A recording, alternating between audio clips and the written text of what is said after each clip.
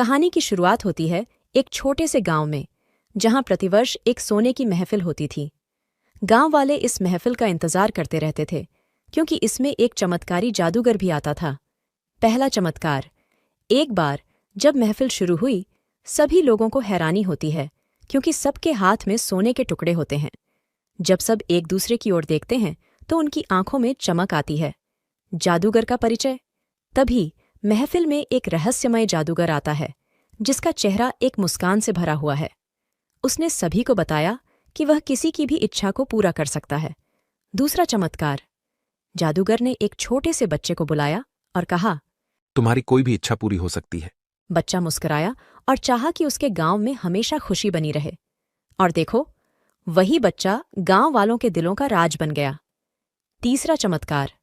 फिर जादूगर ने एक बुढ़िया को बुलाया और उसकी आंखों को छूकर कहा, तुम अपने बचपन के दिनों की यादें दोबारा जीना चाहती हो तो वह पूरी होगी।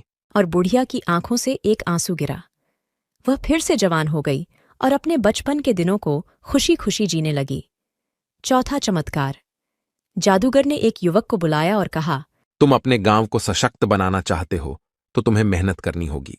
युवक ने वचन लिया और गांव में स्कूल और अस्पताल बनवाए। वह गांव वालों के बीच जागरूकता फैलाने में मदद करने लगा। पांचवा चमत्कार। फिर जादूगर ने एक वृद्ध आदमी को बुलाया और कहा, तुम अब तक किसी की सहायता में योगदान नहीं किए हो, इसलिए तुम्हें एक सबसे गहरा अनुभव करने का मौका मिलेगा।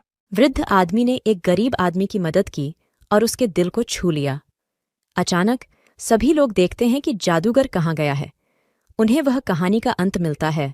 अब मैं चला जाता हूं, लेकिन मैंने तुम सभी को दिखा दिया कि हर किसी की इच्छा पूरी की जा सकती है। बस थोड़ा सा मेहनत और सामर्थ्य चाहिए। आखिर जादूगर का राज उनके दिलों में हमेशा बसा रहता है।